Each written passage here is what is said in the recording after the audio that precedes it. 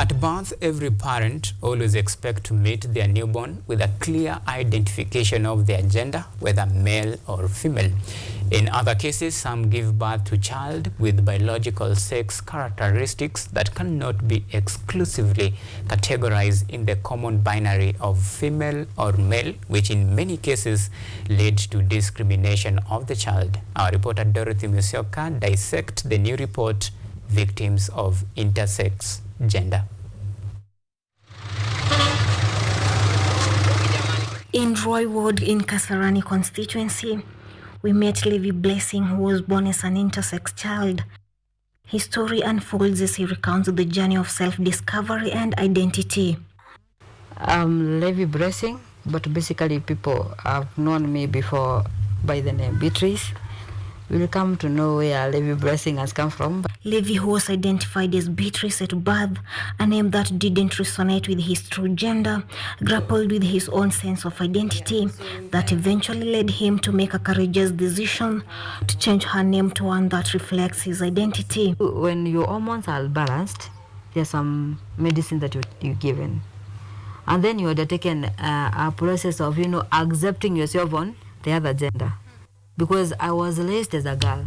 Now I have to be taught how to be a man, to stay like a man, to be responsible like the women are. So we explore issues to do with gender identity. We explore just support, what does support look like from the community, from the parents. According to Kenya National Commission on Human Rights, intersex persons are people conceived or born with a biological sex characteristics that cannot be exclusively categorized in the common binary of female or male due to their inherent and mixed anatomical, hormonal or chromosomal X and Y patterns, which could be apparent prior to, at birth, in childhood, puberty or adulthood. Besides battling gender identity, Levi says access to opportunities in life remains a tall order in a society clouded, outdated societal norms. Even now, people have not understood who we are.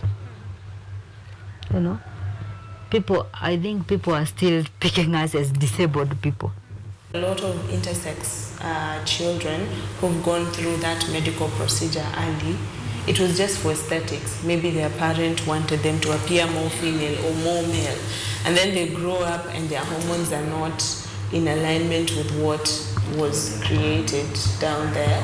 Yeah, and it creates issues. So you find those again struggle even more. This is just like a child like anybody else.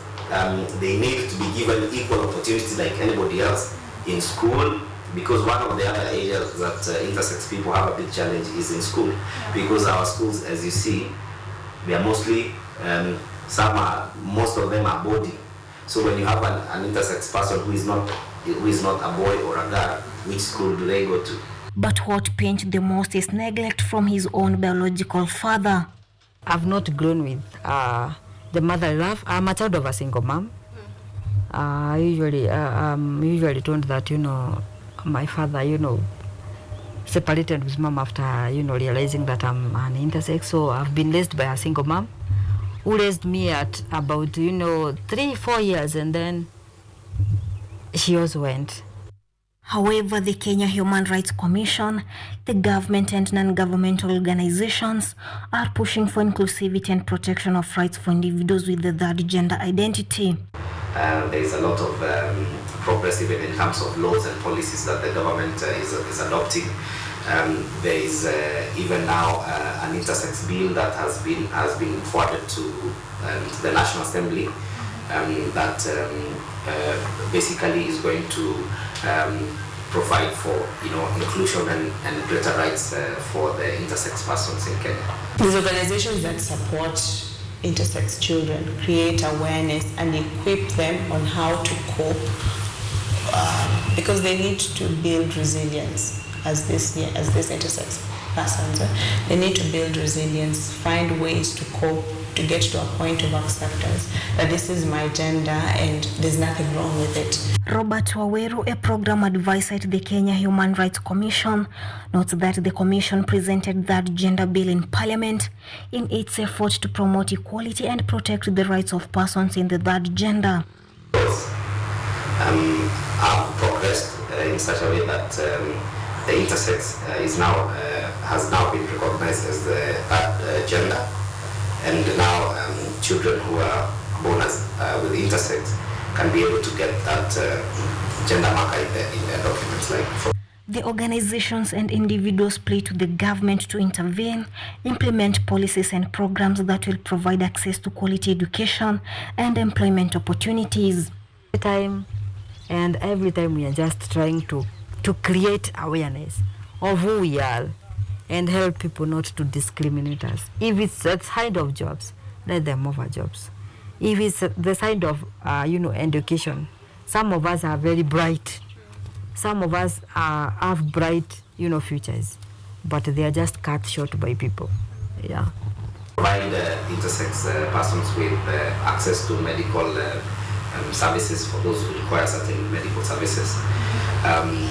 Then thirdly, we'll be able to provide employment opportunities and inclusion in government and government decision-making processes, because these are people who have been marginalized, so they need to be included.